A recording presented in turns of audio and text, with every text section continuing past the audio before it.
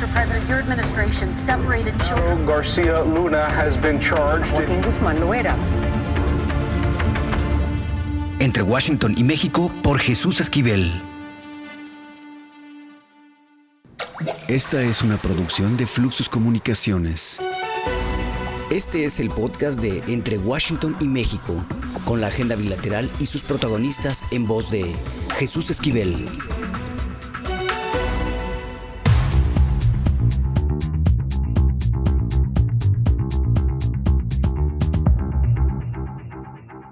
¿Qué óboles? Bienvenidos nuevamente a Entre Washington y México, el podcast. Ustedes sabrán, aquí estamos acostumbrados a hablar de política, pero eso no es todo en la vida. Hay otras cosas que en ocasiones nosotros, los que nos dedicamos a la información de política y otros temas, creemos que el mundo entero está mirando a eso y creo que estamos del lado equivocado.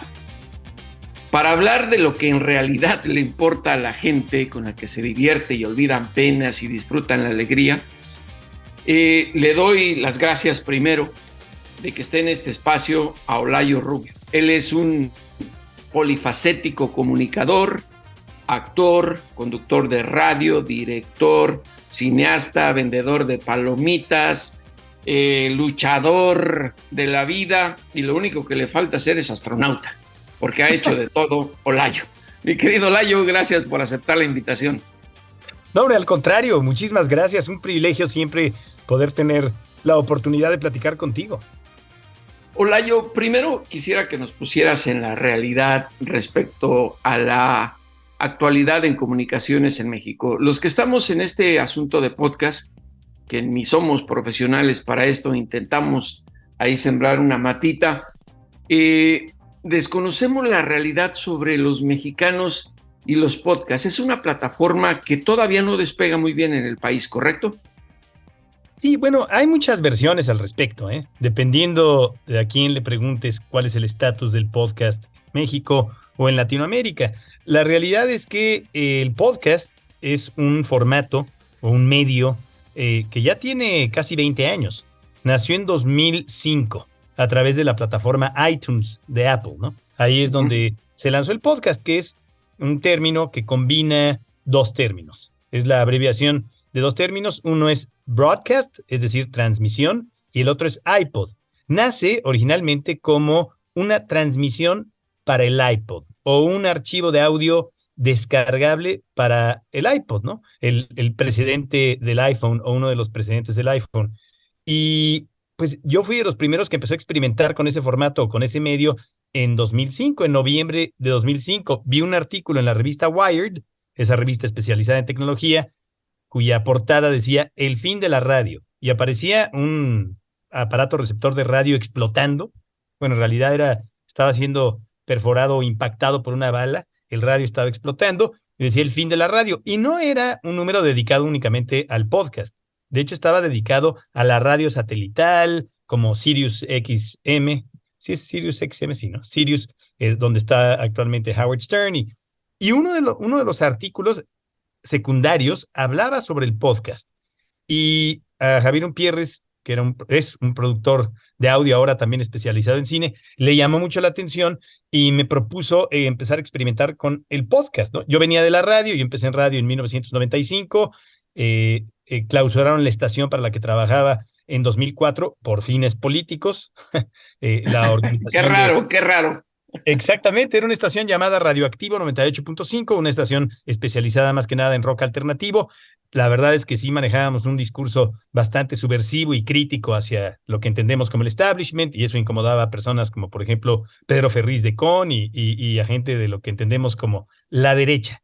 Y cerraron la estación para convertirla en una estación de noticias, pero dedicada o destinada a lo que denominan el segmento CD. Era para competir contra Gutiérrez Vivo y poder promover lo que en aquel entonces iba a ser la candidatura de Marta Sagún para la jefatura de gobierno del DF, ¿no? Ese es entonces ya así. Y en 2005, meses más tarde, lanzamos el primer episodio de mi podcast. Y la verdad es que, considerando las limitaciones tecnológicas de aquel momento, el alcance limitado de Internet en aquel momento, fue un éxito. Sí. Tuvimos 15,000 descargas en muy poco tiempo, en horas, ¿no? Que para un formato nuevo, un medio nuevo, tal. Y así fue creciendo. De pronto, en 2008, el tercer episodio de la tercera temporada del podcast fueron casi 600,000 descargas en 72 horas. Estamos hablando de cifras, esos números ahora ya nos sorprenden en la era de YouTube, pero eran números increíbles, ¿no? No, pero además, Olayo, perdón que te interrumpa, pero me parece que esas cifras para un país como México, acostumbrados a la radio y que por eso molestaste a quienes eran personalidades, digamos, de la comunicación antigua, acostumbrados al poder, a vivir del dinero de comunicaciones oficiales, era sorprendente, sobre todo porque, digo, eres una persona joven, demasiado inteligente, por eso te consideran, ¿qué digo yo? El gurú, ni el chamán, eres como el Tlaloc de los podcasts en América Latina, mi querido Layo. Bueno, también por descalificación y por falta de competencia en su momento, ¿no? pero bueno, ahora ya la tienes y sigues colocado ahí, en la punta de la pirámide. Sí, no, lo que pasa es que en 2015 decidimos ya no hacer únicamente un podcast, sino lanzar una plataforma de podcast, ¿no? Una productora de podcast con su propia plataforma de distribución. Y eso es lo que lanzamos en 2015, se llama Convoy Network, y lanzamos esto antes de que incluso Spotify abriera su división de podcast, ¿no? Uh-huh. Entonces, y eso ha sido interesante porque nos pusimos a competir contra otras plataformas. Ahí estamos compitiendo contra Spotify o Apple o Amazon Music, completamente independientes, y eso ha sido bastante complicado, ¿no? Desarrollar, por un lado, la tecnología para tener nuestra propia distribuidora de podcast, y por otro lado, ahora producir, pero a gran escala, ¿no? No hacer un podcast, sino hacer 50 episodios distintos a la semana, y es donde nos encontramos actualmente. Ahora, ¿cuál es la situación del podcast en México? Hay algo muy interesante, es un fenómeno que ocurrió a nivel mundial, particularmente en Estados Unidos, entre 2019 y 2022. El podcast, primero, bueno, se lanza el formato, llama la atención hasta cierto punto, pero se convierte en un medio como de culto o de distintos cultos, ¿no? Y por ahí de 2011, 2012 empieza a pasar de moda, porque también hasta el término se sentía anticuado, ¿no? El podcast, porque era para el iPod. El iPod ya ni siquiera existía, y hubo una fase ahí de incertidumbre en cuanto al podcast, porque no era algo que llamara la atención. Pero después... No, y digo, habíamos muchos ignorantes como tu servidor. Yo pensaba que el iPod solo era para música, me explico, para salir a correr. Claro, pero bueno, se lanza ese formato, después pasa un poco de moda y luego se recupera con distintas series en podcast que fueron muy populares en Estados Unidos, particularmente una llamada Serial, ¿no? Que Serial fue como, ha sido, vamos a decir que históricamente el podcast más trascendente de la historia, ¿no? Y a partir de ahí empieza a recuperar fuerza. Yo recuerdo que andaba tratando de buscar un patrocinador para mi podcast y me acerqué a una organización de noticias, un servicio de noticias, a una productora de noticias que se llama Vice, ¿no? En su momento. Y una de las personas que colaboraba ahí me dijo, pero ¿para qué quieres hacer un podcast? Eso es como de la década pasada, me dijo. Eso es como de 2006. No consciente de que ya se venía una ola tremenda con el podcast, ¿no? Una segunda ola, y que se iba a volver más popular y más, vamos a decirlo así, masivo que nunca. Entonces, entre 2019 y 2020, Spotify empieza a invertir muchísimo dinero en la producción de podcast. Invierten más de $1,000 millones, ¿no? O sea, $1 billón, wow, si queremos, en comprar productoras. Compran una compañía que se llama Parcast, compran otra compañía que se llama Gimlet Media, empiezan a comprar porque su objetivo era que entre el 13 y el 17% del consumo de audio en Spotify fuera contenido hablado, para no tener que pagar tanto dinero de licencias de música, que ese es el problema que tiene Spotify. Las compañías discográficas y las editoras de alguna manera asfixian a Spotify porque tienen que pagar muchas regalías, ¿no? Lógicamente. Y a diferencia de Amazon Music o Apple Music, Spotify no es parte de una organización más grande, ¿no? No se puede montar sobre una infraestructura. Ellos son simplemente un servicio de streaming de audio. a diferencia de Amazon Music, que obviamente pues es parte de una corporación gigantesca que se dedica a muchas cosas. Lo mismo pasa con Apple. Entonces necesitaban hacer eso, necesitaban invertir mucho más en podcast y luego se atraviesa la pandemia. Ujú. Y la pandemia provoca que mucha gente en la ociosidad decida hacer un podcast, ¿no? Sí, O para diversificar también su comunicación o por curiosidad. Y entonces se hace una sobreproducción de podcast, ¿no? Y muchas personas que no son comunicadores, que no son periodistas, que no son locutores, que no se dedican a la comunicación en audio o al entretenimiento en audio o a ningún tipo de entretenimiento, empiezan a improvisar. Dicen, yo soy psicólogo, voy a hacer un podcast. O están en una charla con sus amigos en la cocina de su casa un día en la pandemia y dicen, esto debería de ser un podcast. Deberíamos de llevar esta conversación a un podcast porque más gente podría interesarse en lo que estamos platicando. Entonces da una producción de millones de podcasts, sí, sí. millones. Y bueno, se hace una sobreoferta y también de alguna manera se desvirtúa el podcast, porque hay gente que cree que un podcast consiste en una grabación improvisada de 4 personas en su cocina que ni siquiera saben, tienen mucha información sobre el tema que están discutiendo y eso de alguna manera creo que afecta un poco a la reputación del podcast. Por otro lado, se profesionaliza también la producción Sí. del podcast, ¿no? Y personas como tú, justamente, comunicadores profesionales, periodistas de prestigio, se dedican también a hacer un podcast, lo cual obviamente es muy bien recibido y celebrado. Entonces, ahora, ¿cuántas personas realmente están escuchando podcast en México? Es muy difícil saberlo, porque la plataforma más popular de podcast en México, que podría ser Spotify, pues maneja celosamente sus estadísticas, ¿no? Mm. Entonces, es difícil realmente saber cuantificar cuántas personas, cuántos usuarios realmente están escuchando podcast, creo. Pero ahora te pregunto esto porque hemos visto que hasta programas de radio tradicionales ahora tienen su versión de podcast. Claro. Y la juventud, mi querido Layo, te lo digo, porque además de que eres joven, tengo 2 hijos que ya la manera tradicional de escuchar noticias para ellos es obsoleta. Y además de que leen menos que antes, se van a lo breve. Pero te quería preguntar esto, y tú lo has de saber muy bien, repito, eres el Tlaloc de los podcasts, eso sin duda. El contenido más escuchado de los podcasts en México, que tú calcules, no por números, tiene que ver con noticias, con entretenimiento, con deporte, ¿con qué? Bueno, las categorías más populares, o sea, el orden de popularidad de las categorías de podcast, en primer lugar, la última vez que lo revisé, en primer lugar, creo que sí estaba noticias, ¿eh? En México no lo sé exactamente, pero en Estados Unidos, los podcasts más populares, si mal no recuerdo, sí es noticias, está también, bueno, comedia, también funciona muy bien. A ver, es más, ¿te parece si lo revisamos en este momento? ¿Se Mira, puede? Claro. claro. Por aquí está, vamos a ver. Podcast. Rápidamente en este instante lo revisamos. Sí, mira, noticias tiene el 18%. Salud y ejercicio y ese tipo de cosas, lo que llaman health and fitness, 16%. Política, 15%. O sea que tu podcast está en la categoría correcta. Luego, No necesariamente, digamos, tenemos esa audiencia, ¿no? Digo, tu servidor no es tan popular, mi querido Layo. desarrollo personal o autoayuda, ese tipo de cosas, 14%. Cultura pop, 14%. Drama, 12%. ¿No? Eso es.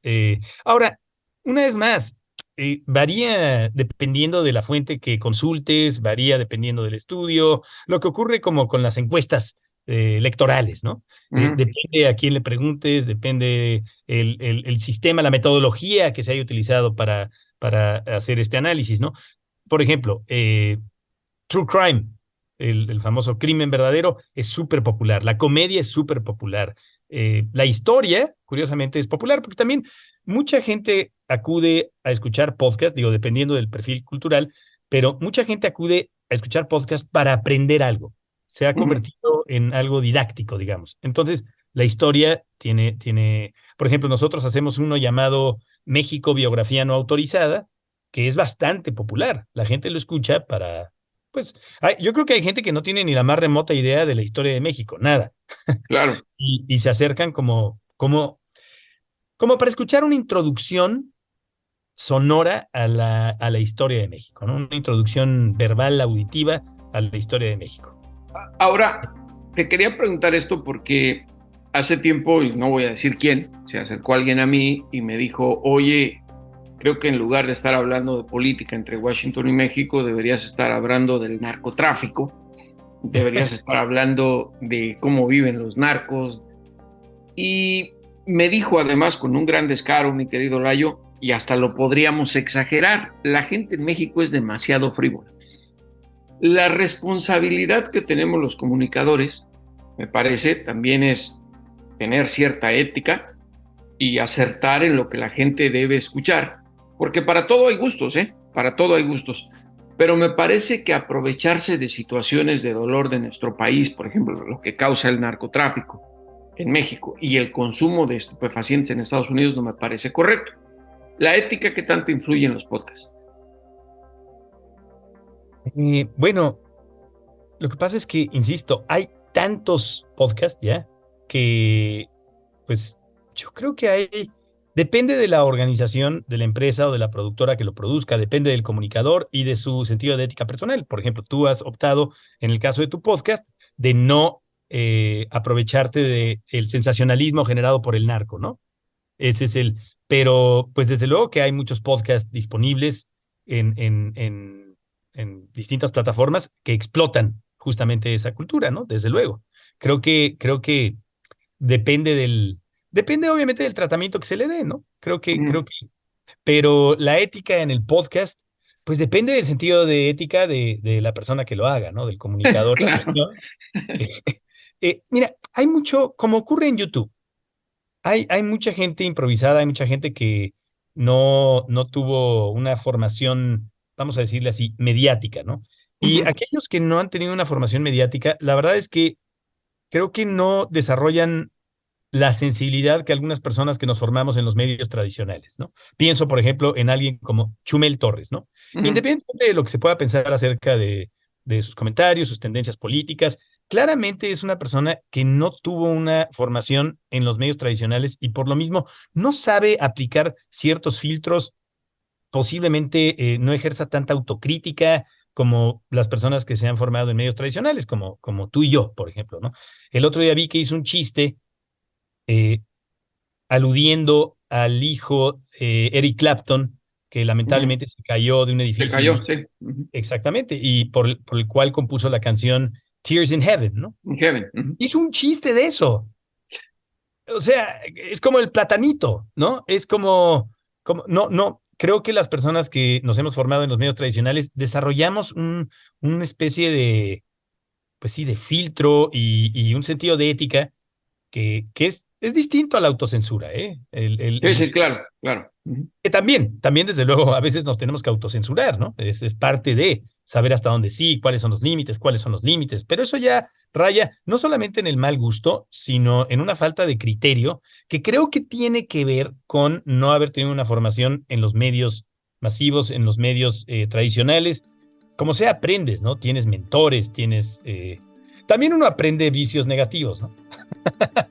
Claro, en estos medios se dan.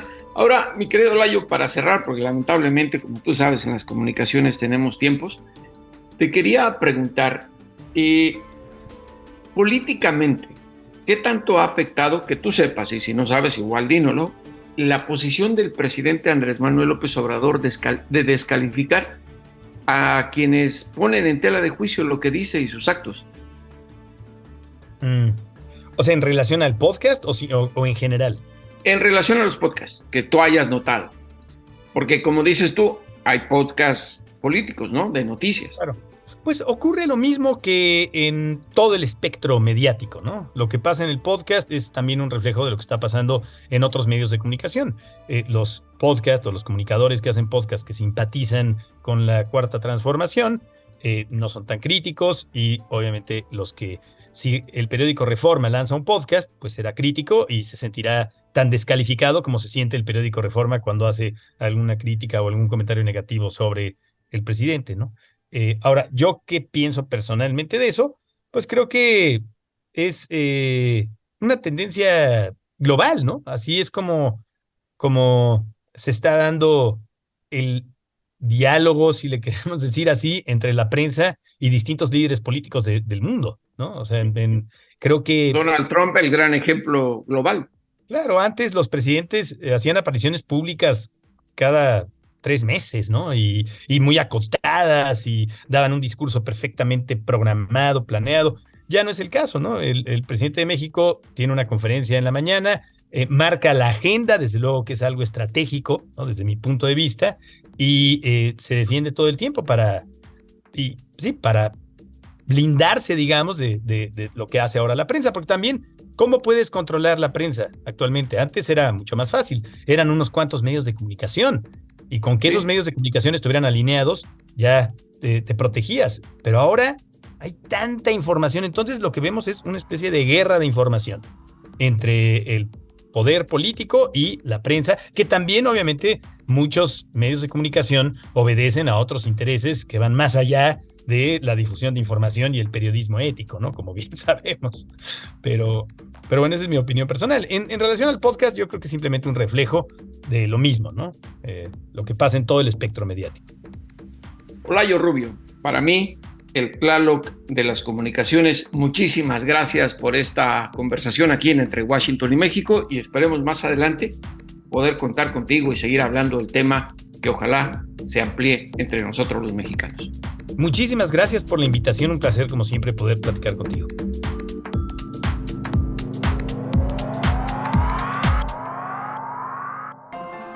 Lo importante es leer, con Fernanda Álvarez.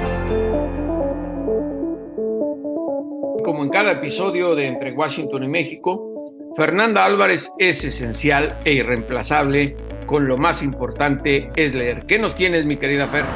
Hola, querido Jesús, pues como siempre es un gustazo poder hablar de libros, y en esta ocasión me gustaría platicarte de 2 novelas.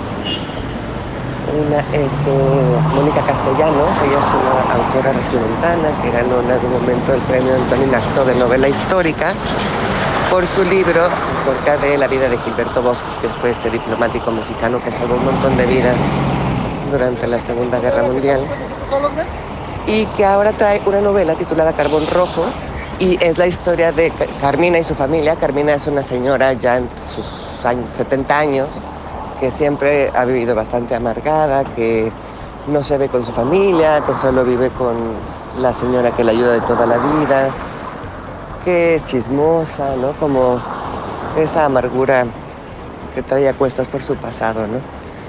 Y por otro lado, es la historia de los mineros de Pasta de Concho, ¿no? Que sufrieron con esta caída de la mina en 2016, y de qué manera se entrecruzan estas dos historias, ¿no? Como para mí, digamos, una novela de bajar al infierno, ¿no? Carmina, cuando muere su hermana Ada, pues tiene que volver a pensar en su pasado, tiene que encontrar a sus sobrinos nietos, Bernardo y Violeta, que tenía ahí olvidados, no los veía desde hace mucho, porque pues eso, no había perdonado a Ada, que había cometido en la adolescencia esta hermana de ella, pues digamos un pecado capital, y a raíz de eso la vida de toda la familia de Carmina cambia, y es por eso que no se hablaba, ¿no? Entonces, a raíz de la muerte de Ada, pues es recuperar el pasado, es perdonar, es moverse, es volverse a pues reconciliar con la vida, ¿no? Está por este lado, y por el otro lado Bernardo, que es este sobrino nieto de Carmina, es quien va a contarnos esta historia de los mineros a través de la voz de Indalecio, ¿no? Que va a estar entrevistando, entonces va a ir contando de qué manera pues esta otra bajada a los infiernos de los mineros pues resulta lamentable, ¿no? Entonces esta otra novela muy poderosa me parece, y que se la recomiendo mucho. Y la segunda novela es una novela muy bonita que se titula Las Larvas. Es de una actriz argenmex, pues porque ella lleva muchos años viviendo en México, llamada Verónica Langer. Y es la historia de Aurelio, que fue internado en un psiquiátrico durante un tiempo porque empezó a tener alucinaciones. Y cuando lo dan de alta, por decirlo así, pues entonces él empieza a trabajar justo en este mismo psiquiátrico, y le encargan a 4 pacientes que él les llama Las Larvas, ¿no? De ahí viene el título de la novela. Entonces, claro, es la historia de Aurelio, de Kiki, ¿no? Que es como uno de los coprotagonistas, de Miguel, que es un chico que siempre se está desnudando, de Paco, que es un mexicano que solo canta rancheras, tiene mala leche y una novia guapa, y otro señor ya viejito que nadie le hace caso y que no tiene nombre, ¿no? Es un día Aurelio, ¿no? Mientras los está viendo, decide que pues pobre gente, ¿no? Que cómo van a desfogarse, pues, ¿no? Y pensando en que justo Miguel lo atrapa en algún momento porque se está desnudando, así que decide tomar como pretexto a la kermés del pueblo, mentirle al director Quesada, que es el que lleva, ¿no? El que controla todo el psiquiátrico, diciéndole que los va a llevar a esta kermés, pero en realidad los lleva al burdel. Y en el burdel, por supuesto, se le escapan las larvas, pues, salvo Kiki, que se mantiene todo el tiempo al lado de Aurelio, y pues es este recorrido que ellos van a tener que hacer para volver a encontrarlos. Es una historia muy, muy bonita, está basada un poco, es un homenaje, pues, al hermano de Verónica. Entonces tiene tintes de humor, por supuesto hay cosas tristes, conmovedoras. Entonces es una novela muy, muy bonita que está construida como un diario. Y pues eso, Jesús, espero que las disfruten, ya me contarán, ya me darán sus opiniones y pues como siempre es un placer y agradezco mucho la invitación. Muchas gracias, mi querida Fer. Un abrazo, beso. Y bueno, ahora sí, a los criminales y a los políticos, devuélvanos a ese México que nos arrebataron. Hasta la próxima, aquí en Entre Washington y México, el podcast.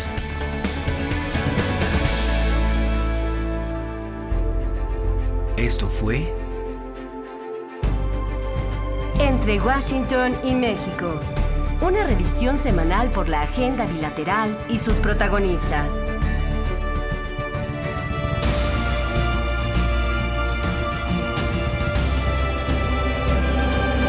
Entre Washington y México. Esta es una producción de Fluxus Comunicaciones.